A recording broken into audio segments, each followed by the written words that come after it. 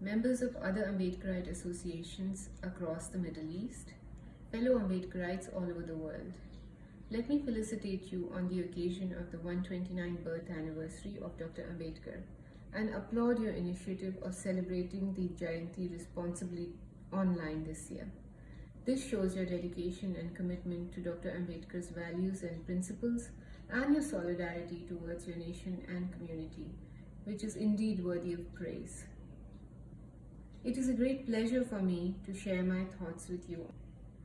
Although it will be a short message due to technical issues and because of the emergency 24/7 nature of work that we are undertaking in view of the health emergency posed by the COVID pandemic. Friends, these challenging times and the pandemic present us with unprecedented social, political and economic challenges, many of which we can't even anticipate at this point. But one thing is quite certain, that many marginalized and the poor, mostly from the Dalit community, will be affected the most. In this context, it is even more important to look back at our history and to learn from our intellectual stalwart, Dr. Ambedkar. During the 1918 influenza epidemic, Dr. Ambedkar had noted that some doctors at that time had treated patients on the basis of their castes. In another piece, The Woman and the Counter-Revolution, he invokes Kautilya, who had advocated that women should be economically empowered by guaranteeing them the rights to property and to possess other material things such as ornaments which could be used when disasters like epidemic devastate lives and livelihoods. The point that I'm trying to underscore here is that we have to be aware, as was Dr. Ambedkar, that during calamities, it's the marginalized who become the most vulnerable. At such times, it is even more important, therefore, to understand this ourselves and to sensitize others so that necessary measures are taken to protect such communities. As children of those Dalit parents who represent the first generation of Ambedkar-inspired socio-economic and political changes, it is their difficult journeys, like that of my father and mother, that have got us where we are.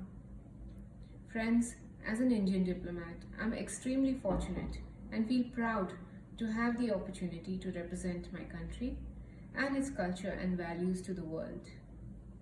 I feel specially motivated to showcase one of the world's largest social justice movement led by Dr. Ambedkar. You are all aware of this historic struggle, but it is extremely important to inculcate pride and awareness of this history in our children who are growing up as global citizens.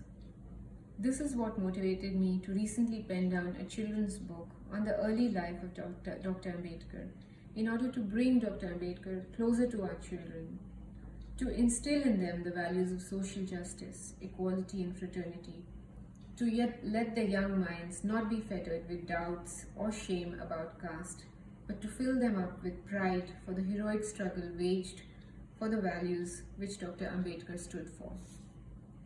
Friends, we must remain motivated to work against social inequality and discrimination wherever and in whatever forms they exist, to seek opportunities always for those of our underprivileged brethren who have still to get the benefits of the movement led by Dr. Ambedkar.